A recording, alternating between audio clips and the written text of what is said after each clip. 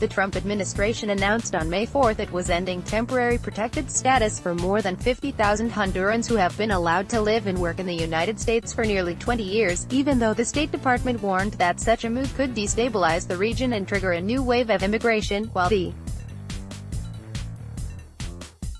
original justification for TPS, the ravages of Hurricane Mitch in 1998, may be over. The current conditions in Honduras are more dangerous than they were a generation ago. Ending TPS for Hondurans had been under consideration since last year, following similar decisions to end TPS for nearly 500,000 people from El Salvador, Nicaragua, Haiti and Nepal. Nonetheless, it's hard not to see the timing of last week's announcement as linked to the furor over the Central American migrant caravan camped out on the San Diego-Tijuana border. The caravan was comprised mainly of migrants from Honduras seeking asylum. Homeland Security Secretary Kirsten M. Nielsen's statement terminating TPS for Hondurans asserts that conditions in that country have improved. That's only partly true. It is true that homicide rates in Honduras dropped last year, due to crime prevention programs, a national police purge and reform, and efforts to dismantle large-scale criminal networks. Yet, gang violence remains out of control, with entire communities living in fear. The justice system is incapable of acting as a lawful deterrent to crime or providing an effective remedy to victims, and deep-rooted corruption in state institutions remains rampant. On top of this, Honduras is submerged in its most severe political crisis in almost 10 years. Increased political repression has been added to the already toxic mix of risks in the country, pushing people to make the perilous trek northward and making them fearful of being forced to return. Honduran President Juan Orlando Hernandez took office for a second term in January after one of the most questioned elections in Latin America in years. Until last year, Honduras had a constitutional prohibition on presidential re-election beyond a single term. In 2009, then-sitting President Manuel Zelaya expressed interest in changing that constraint, hoping to be re-elected. That was enough to justify a coup that took him down. This time, Hernandez changed the composition of the Constitutional Court, which then declared the constitutional restriction invalid. He won re-election in November 2017 by the slimmest of margins, around 50,000 votes, in a process marked by numerous irregularities, including the shutdown of the counting and verification process for some 36 hours.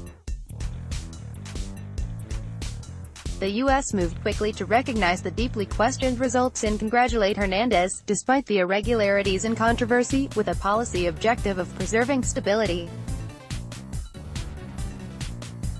Angry demonstrations racked the country for weeks, some turning violent. The UN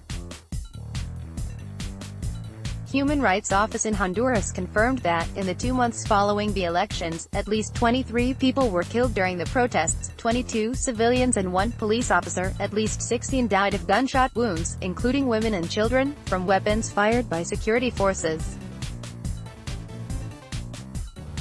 More than 1,000 were imprisoned during the protests or for violating a curfew as part of a declared state of emergency. For many Hondurans, the rule of law is inexistent, and the country's institutions are ethically bankrupt and ineffective. The constitutional crisis around the issue of presidential re-election and the highly irregular handling of the elections are the main triggers of the current crisis, but only reflect deeper structural problems. According to data from the UN High Commissioner for Refugees, 174,000 Hondurans were victims of forcible displacement from 2004 to 2014 due to violence and criminality. More than 60% of the country lives below the poverty line. Violent evictions of rural and indigenous communities have increased since the 2009 coup, as land grabs and struggles against mining concessions and large-scale dams intensify. There is much concern that current levels of political tension and social dissatisfaction could lead to greatly heightened violence. The situation is complicated by the presence of a multiplicity of organized crime networks, including drug traffickers and former police officers vetted out of the force, and easily accessible weapons.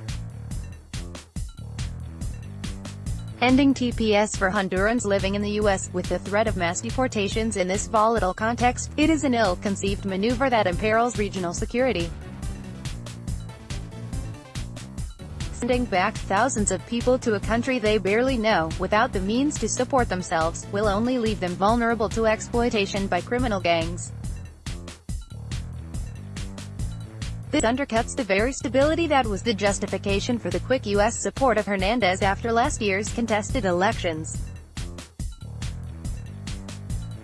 One bipartisan solution Congress could take up would be to extend permanent residency to eligible TPS holders from Central America. The administration must not lose sight of the broad goals in Honduras. The U.S. should continue to support Honduras' Independent Anti-Corruption Commission, organized under the umbrella of the Organization of American States, as well as support ongoing efforts toward justice reform in Honduras. Most importantly, the Trump administration should stop using Central Americans as pawns for its anti-immigrant agenda, as this is highly destabilizing to the region. Elizabeth Oglesby is Associate Professor of Latin American Studies at the University of Arizona, Tucson, and a Public Voices Fellow with the Op-Ed Project.